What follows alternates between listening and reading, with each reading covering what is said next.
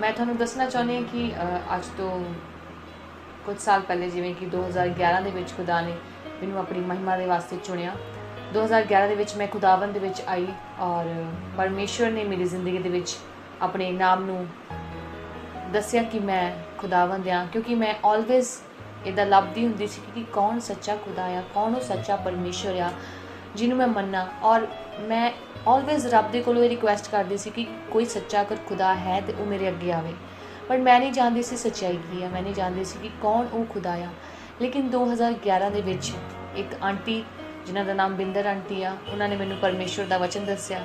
ਜਦੋਂ ਉਹਨਾਂ ਨੇ ਮੈਨੂੰ ਪਰਮੇਸ਼ਵਰ ਦਾ ਵਚਨ ਦੱਸਿਆ ਔਰ ਖੁਦਾ ਦੇ ਵਿੱਚ ਮੈਂ ਖੁਦਾ ਦੇ ਵਿੱਚ ਵਧਣਾ ਸ਼ੁਰੂ ਕੀਤਾ ਔਰ ਮੈਂ ਇਕੱਲੀ ਨੇ ਆਪਣੇ ਹੱਥਾਂ ਨੂੰ ਉਠਾ ਕੇ ਪ੍ਰਾਰਥਨਾ ਕੀਤੀ। ਜਦ ਮੈਂ ਪ੍ਰਾਰਥਨਾ ਕੀਤੀ ਤੇ ਪਰਮੇਸ਼ਵਰ ਨੇ ਮੈਨੂੰ ਫਸਟ ਟਾਈਮ ਉਹਦੇ ਛੂਇਆ ਔਰ ਉਹ ਜਿਹੜਾ ਫਸਟ ਇਨਕਾਊਂਟਰ ਸੀ ਮੇਰਾ ਖੁਦਾ ਦੇ ਨਾਲ ਹੋਇਆ। ਸੋ ਬੇਸਿਕਲੀ 2011 ਦੇ ਵਿੱਚ ਮੈਂ ਯੀਸ਼ੂ ਮਸੀਹ ਦੇ ਵਿੱਚ ਦੇਖੋ, ਮੈਂ ਦੱਸਣਾ ਚਾਹੁੰਦੀ ਹਾਂ ਕਿ ਜਦੋਂ ਮੈਂ ਖੁਦਾਵੰਦ ਯੀਸ਼ੂ ਮਸੀਹ ਦੇ ਵਿੱਚ ਆਈ ਔਰ ਬਹੁਤ ਸਾਰੀਆਂ ਮੁਸ਼ਕਿਲਾਂ ਦਾ ਮੈਨੂੰ ਸਾਹਮਣਾ ਕਰਨਾ ਪਿਆ ਔਰ ਉਹਨਾਂ ਮੁਸ਼ਕਿਲਾਂ ਦੇ ਬਾਵਜੂਦ ਵੀ ਮੈਂ ਪਰਮੇਸ਼ਵਰ 'ਚ ਖੜੀ ਰਹੀ। ਲੇਕਿਨ ਇੱਕ ਜੋ ਮੇਰਾ ਇੱਕ ਸ਼ੌਂਕ ਸੀ ਗਾਉਣ ਦਾ, ਕਿਉਂਕਿ ਜਦੋਂ ਮੈਂ 5th ਕਲਾਸ ਵਿੱਚ ਸੀਗੀ ਔਰ ਜਦੋਂ ਮੈਂ ਯੀਸ਼ੂ ਮਸੀਹ ਵਿੱਚ ਨਹੀਂ ਵੀ ਸੀ, ਉਦੋਂ ਤੋਂ ਹੀ ਮੈਨੂੰ ਗਾਉਣ ਦਾ ਸ਼ੌਂਕ ਸੀ ਔਰ ਮੈਂ ਆਪਣੀ ਕਲਾਸ ਦੇ ਵਿੱਚ ਅਕਸਰ ਗਾਇਆ ਕਰਦੀ ਸੀ। ਔਰ ਸਟੂਡੈਂਟਸ ਜਿਹੜੇ ਸੀ, ਟੀਚਰਸ ਜਿਹੜੀਆਂ ਸੀ, ਉਹ ਕਹਿੰਦੀਆਂ ਹੁੰਦੀਆਂ ਸੀ ਕਿ ਰੋਮੀ ਤੂੰ ਇੱਕ ਗੀਤ ਸੁਣਾ। ਔਰ ਜਦੋਂ ਮੈਂ ਗਾਇਆ ਕਰਦੀ ਸੀ ਔਰ ਸਾਰੇ ਸਟੂਡੈਂਟਸ ਕਲੈਪਿੰਗ ਕਰਦੇ ਸੀ, ਉਦੋਂ ਇੱਕ ਗਾਉਣ ਦਾ ਸ਼ੌਂਕ ਸੀ, ਉਹ ਅਲੱਗ ਗੱਲ ਸੀ। ਔਰ ਫਿਰ ਮੈਂ ਕਈ ਜਗ੍ਹਾ 'ਤੇ ਆਡੀਸ਼ਨਸ ਵੀ ਦਿੱਤੇ, ਲੇਕਿਨ ਉਹਨਾਂ ਵਿੱਚ ਮੈਂ ਸਿਲੈਕਟ ਨਹੀਂ ਹੋਈ, ਕਿਉਂਕਿ ਖੁਦਾ ਦੀ ਜਿਹੜੀ ਕਾਲਿੰਗ ਸੀ, ਜਿਹੜੀ ਖੁਦਾ ਦੀ ਮਰਜ਼ੀ ਸੀ ਮੇਰੇ ਜੀਵਨ ਦੇ ਵਿੱਚ ਕੁਝ ਹੋਰ ਸੀਗੀ। ਔਰ ਜਦੋਂ ਮੈਂ ਯੀਸ਼ੂ ਮਸੀਹ ਦੇ ਵਿੱਚ ਆਈ, ਜਦੋਂ ਮੈਂ ਖੁਦਾ ਦੇ ਲੋਕਾਂ ਨੂੰ ਗੀਤ ਗਾਉਂਦੇ ਹੋਏ ਸੁਣਿਆ, ਜਦੋਂ ਉਹ ਗੀਤ ਗਾਇਆ ਕਰਦੇ ਸੀ ਤਾਂ ਮੇਰੇ ਦਿਲ ਦੇ ਵਿੱਚ ਵੀ ਚਾਅ ਹੁੰਦਾ ਸੀ ਕਿ ਮੈਂ ਗੀਤ ਗਾਵਾਂ। ਲੇਕਿਨ ਮੈਂ ਯੀਸ਼ੂ ਮਸੀਹ ਵਿੱਚ ਆ ਨਹੀਂ ਪਾ ਰਹੀ ਸੀ, ਕਿਉਂਕਿ ਜਿਹੜੀ ਮੇਰੀ ਫੈਮਿਲੀ ਸੀ ਮੈਨੂੰ ਅਲਾਓ ਨਹੀਂ ਕਰਦੀ ਸੀ। ਮੇਰਾ ਕਾਫੀ ਵਿਰੋਧ ਵੀ ਹੋਇਆ ਘਰ ਦੇ ਵਿੱਚ ਕਿ ਤੂੰ ਚਰਚ ਨਹੀਂ ਜਾਣਾ, ਤੂੰ ਵਰਸ਼ਿਪ ਕਰਨ ਨਹੀਂ ਜਾਣਾ। ਬਟ ਉਸ ਦੇ ਬਾਵਜੂਦ ਵੀ ਮੈਂ ਖੁਦਾ ਦੇ ਵਿੱਚ ਖੜੀ ਰਹੀ ਔਰ ਮੈਂ ਇਹ ਵਿਸ਼ਵਾਸ ਕੀਤਾ ਕਿ ਹੁਣ ਜੇ ਯੀਸ਼ੂ ਮਸੀਹ ਮੈਨੂੰ ਮਿਲ ਗਿਆ, ਉਹ ਮੈਂ ਕਦੀ ਵੀ ਨਹੀਂ ਛੱਡ ਸਕਦੀ। ਔਰ ਉਸ ਦੇ ਬਾਵਜੂਦ ਵੀ ਮੈਂ ਫਿਰ ਆਰਾਧਨਾ ਕਰਨੀ, ਕਿਤੇ ਮੈਨੂੰ ਮੌਕਾ ਮਿਲਣਾ ਮੈਂ ਛੋਟੀ ਮੀਟਿੰਗ 'ਚ ਆਰਾਧਨਾ ਕਰਨੀ, ਵੱਡੀ ਮੀਟਿੰਗ 'ਚ ਆਰਾਧਨਾ ਕਰਨੀ ਕੰਟੀਨਿਊ। ਸਾਡੇ ਇੱਕ ਘਰ ਦੇ ਨੇੜੇ ਇੱਕ ਘਰ ਹੁੰਦਾ ਸੀ ਜਿੱਥੇ ਹਰ ਸ਼ੁੱਕਰਵਾਰ ਔਰ ਐਤਵਾਰ ਬੰਦਗੀ ਹੋਇਆ ਕਰਦੀ ਸੀ ਔਰ ਮੈਂ ਹਰ ਸ਼ੁੱਕਰਵਾਰ ਔਰ ਐਤਵਾਰ ਉਸ ਬੰਦਗੀ 'ਤੇ ਜਾਇਆ ਕਰਨਾ। ਔਰ ਉੱਥੇ ਚਾਹੇ ਗਰਮੀ ਹੁੰਦੀ ਸੀ, ਚਾਹੇ ਸਰਦੀ ਹੁੰਦੀ ਸੀ, ਲੇਕਿਨ ਅਸੀਂ ਉਹਦੀ ਪਰਵਾਹ ਨਹੀਂ ਕਰਦੇ ਸੀ। ਪਰ ਹਰ ਮੀਟਿੰਗ ਨੂੰ ਮੈਂ ਅਟੈਂਡ ਕਰਨਾ ਔਰ 2-2 3-3 ਘੰਟੇ ਕੰਟੀਨਿਊ ਵਰਸ਼ਿਪ ਕਰਨੀ, ਉਹ ਖੰਜਰੀ ਵਜਾ ਕੇ ਵਰਸ਼ਿਪ ਕਰਨੀ, ਕੰਟੀਨਿਊ ਵਰਸ਼ਿਪ ਕਰਨੀ। ਔਰ ਸੱਚਮੁੱਚ ਮੈਂ ਇਹ ਫੀਲ ਕਰਦੀ ਸੀ, ਇਹ ਮਹਿਸੂਸ ਕਰਦੀ ਸੀ ਕਿ ਖੁਦਾ ਦਾ ਆਤਮਾ ਉੱਥੇ ਮੌਜੂਦ ਹੈ ਔਰ ਸੱਚਮੁੱਚ ਖੁਦਾ ਦਾ ਆਤਮਾ ਉੱਥੇ ਮੌਜੂਦ ਹੁੰਦਾ ਸੀ। ਸੋ ਜਿਹੜਾ ਗਾਉਣ ਦਾ ਮੇਰਾ ਸ਼ੌਂਕ ਸੀ, ਖੁਦਾ ਨੇ ਉਹਨੂੰ ਪੈਸ਼ਨ ਦੇ ਵਿੱਚ ਇੱਕ ਬਦਲ ਦਿੱਤਾ ਔਰ ਖੁਦਾ ਨੇ ਮੇਰੇ ਅੰਦਰ ਇੱਕ ਪੈਸ਼ਨ ਜਗਾਇਆ ਕਿ ਮੈਂ ਖੁਦਾ ਦੇ ਲਈ ਇਹ ਚੀਜ਼ ਕਰਾਂ। ਸੋ ਮੈਂ ਇਹ ਵਾਅਦਾ ਕੀਤਾ ਕਿ ਪਰਮੇਸ਼ਵਰ ਮੈਂ ਅੱਜ ਤੋਂ ਬਾਅਦ ਤੇਰੇ ਲਈ ਹੀ ਗਾਊਂਗੀ ਔਰ ਮੈਂ ਖੁਦਾ ਦੇ ਲਈ ਗਾਉਣਾ ਸ਼ੁਰੂ ਕੀਤਾ। ਔਰ ਉਹ ਜਿਹੜਾ ਸ਼ੌਂਕ ਸੀ ਮੇਰਾ, ਉਹ ਖੁਦਾ ਦੇ ਵਿੱਚ ਇੱਕ ਪੈਸ਼ਨ ਬਣ ਕੇ ਬਦਲ ਗਿਆ, ਪੈਸ਼ਨ ਦੇ ਰੂਪ ਵਿੱਚ ਬਦਲ ਗਿਆ ਔਰ ਮੈਂ ਖੁਦਾ ਦੇ ਵਿੱਚ ਉਹਨੂੰ ਗਾਉਣਾ ਸ਼ੁਰੂ ਕੀਤਾ। ਔਰ ਸੱਚਮੁੱਚ ਜਿਹੜੀ ਆਵਾਜ਼ ਮੇਰੀ ਤੁਸੀਂ ਅੱਜ ਸੁਣ ਰਹੇ ਹੋ, ਉਹ ਆਵਾਜ਼ ਮੇਰੀ ਪਹਿਲਾਂ ਨਹੀਂ ਸੀ ਜਦੋਂ ਮੈਂ ਖੁਦਾ ਤੋਂ ਬਾਹਰ ਹੋ ਕੇ ਗਾਉਂਦੀ ਸੀ, ਲੇਕਿਨ ਜਦੋਂ ਮੈਂ ਖੁਦਾ ਦੇ ਵਿੱਚ ਹੋ ਕੇ ਗਾਇਆ, ਪਰਮੇਸ਼ਵਰ ਮੇਰੀ ਆਵਾਜ਼ ਨੂੰ ਬਲੈਸ ਕੀਤਾ। ਜੀ ਮੈਂ ਤੁਹਾਨੂੰ ਦੱਸਣਾ ਚਾਹੁੰਦੀ ਹਾਂ ਕਿ ਜਦੋਂ ਮੈਨੂੰ ਖੁਦਾ ਨੇ ਆਪਣੀ ਖਿਦਮਤ ਦੇ ਵਾਸਤੇ ਚੁਣਿਆ, ਜਦੋਂ ਮੈਨੂੰ ਖੁਦਾ ਨੇ ਆਪਣੀ ਖਿਦਮਤ ਲਈ ਬੁਲਾਇਆ, ਪਹਿਲੇ ਤਾਂ ਨਾਰਮਲ ਮੀਟਿੰਗਸ ਹੁੰਦੀਆਂ ਸੀ, ਜਿੱਦਾਂ ਕਿਤੇ ਜਲੰਧਰ ਦੇ ਵਿੱਚ ਜਾਂ ਲਾਗੇ ਕਿਤੇ ਘਰ ਦੇ ਵਿੱਚ ਮੀਟਿੰਗ ਹੋ ਗਈ।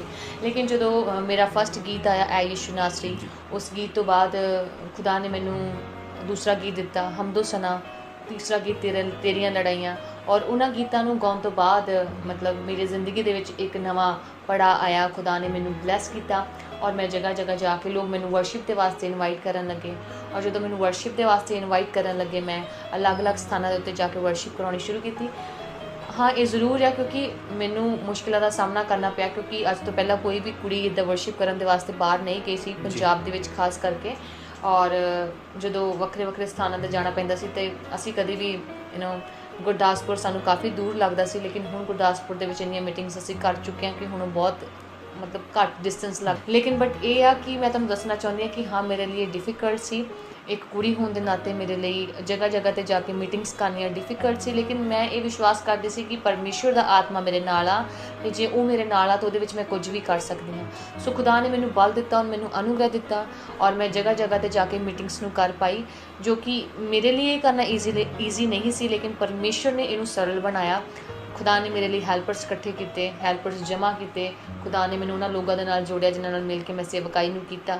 ਔਰ ਮਤਲਬ ਉਸ ਸਮੇਂ ਦੇ ਵਿੱਚ ਇਹ ਕਹਿਣਾ ਠੀਕ ਹੈ ਕਿ ਉਸ ਸਮੇਂ ਮੁਸ਼ਕਿਲ ਸੀ ਜਦੋਂ ਮੈਂ ਆਪਣੀ 2017 ਵਿੱਚ ਸੇਵਕਾ ਸ਼ੁਰੂ ਕੀਤੀ, ਨਵਾਂ ਜਾਣਾ ਸ਼ੁਰੂ ਕੀਤਾ। ਹੁਣ ਅੱਜ ਦੇ ਟਾਈਮ ਦੇ ਵਿੱਚ ਬਹੁਤ ਸਾਰੀਆਂ ਮੇਰੀਆਂ ਭੈਣਾਂ ਜਿਹੜੀਆਂ ਖੁਦਾ ਦੀ ਖਿਦਮਤ ਕਰਨ ਲਈ ਖੜੀਆਂ ਹੋਈਆਂ ਨੇ, ਔਰ ਮੈਂ ਇਹ ਉਹਨਾਂ ਨੂੰ ਕਹਿਣਾ ਚਾਹੂੰਗੀ ਕਿ ਤੁਸੀਂ ਇੱਦਾਂ ਹੀ ਖੁਦਾ ਦੀ ਖਿਦਮਤ ਕਰੋ ਔਰ ਖੁਦਾ ਦੇ ਨਾਮ ਨੂੰ ਉੱਚਾ ਕਰੋ, ਔਰ ਤੁਹਾਡੇ ਦੁਆਰਾ ਪਰਮੇਸ਼ਰ ਹੋਰ ਵੀ ਲੱਖਾਂ ਰੂਹਾਂ ਨੂੰ ਬਚਾ ਸਕੇ। ਮੈਂ ਤੁਹਾਨੂੰ ਇਹ ਵੀ ਦੱਸਣਾ ਚਾਹੁੰਦੀ ਹਾਂ, ਮੇਰੀ ਛੋਟੀ ਟੈਸਟਮਨੀ ਹੈ ਕਿ ਮੈਂ ਕਿਸੇ ਜਗ੍ਹਾ 'ਤੇ ਜੌਬ ਕਰਦੀ ਸੀ, ਔਰ ਉਸ ਜੌਬ ਦੇ ਵਿੱਚੋਂ ਮੈਨੂੰ ਜੋ ਵੀ PF ਮਿਲਿਆ ਸੀ ਉਹ PF ਮੈਂ ਸਾਰਾ ਆਪਣੇ ਪਹਿਲੇ ਗੀਤ 'ਤੇ ਇਨਵੈਸਟ ਕੀਤਾ।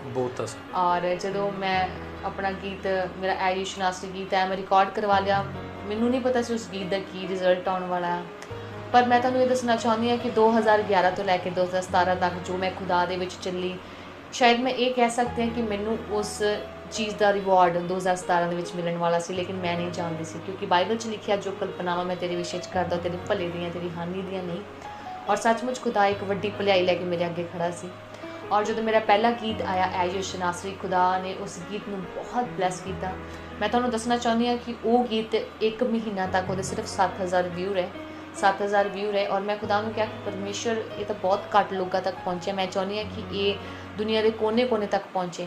ਔਰ ਮੈਂ ਤੁਹਾਨੂੰ ਦੱਸਣਾ ਚਾਹੁੰਦੀ ਹਾਂ ਕਿ CBN ਜਿਹੜੀ DD ਪੰਜਾਬੀ ਦੇ CBN ਚੈਨਲ ਆ, ਉਹਨਾਂ ਨੇ ਮੇਰਾ ਗੀਤ ਲਿਆ ਔਰ ਉਹਨਾਂ TV 'ਤੇ ਚਲਾਇਆ, ਔਰ ਉਸ ਗੀਤ ਨੂੰ ਚੱਲਣ ਤੋਂ ਬਾਅਦ, ਉਸ TV 'ਤੇ ਆਉਣ ਤੋਂ ਬਾਅਦ ਗੀਤ ਬਹੁਤ ਜ਼ਿਆਦਾ ਦੁਨੀਆ ਭਰ 'ਚ ਫੈਲ ਗਿਆ। ਔਰ ਜਦੋਂ ਫੈਲ ਗਿਆ, ਉਸ ਗੀਤ ਦੇ ਦੁਆਰਾ ਬਹੁਤ ਸਾਰੀ ਆਸ਼ੀਸ਼ ਲੋਕਾਂ ਨੇ ਪਾਈ। ਉਹ ਇੱਕ ਇੱਦਾਂ ਦਾ ਮੂਵਮੈਂਟ ਸੀ ਮੇਰੀ ਜ਼ਿੰਦਗੀ ਦੇ ਵਿੱਚ ਕਿ ਖੁਦਾ ਨੇ ਉਸ ਗੀਤ ਦੇ ਦੁਆਰਾ ਮੇਰੀ ਜ਼ਿੰਦਗੀ ਨੂੰ, ਔਰ ਮੇਰੇ ਨਾਲ ਜਿੰਨੇ ਵੀ ਟੀਮ ਜਿਨ੍ਹਾਂ ਨੇ ਵੀ ਇਸ ਗੀਤ ਦੇ ਵਿੱਚ ਵਰਕ ਕੀਤਾ, ਉਹਨਾਂ ਸਾਰਿਆਂ ਨੂੰ ਬਲੈਸ ਕੀਤਾ।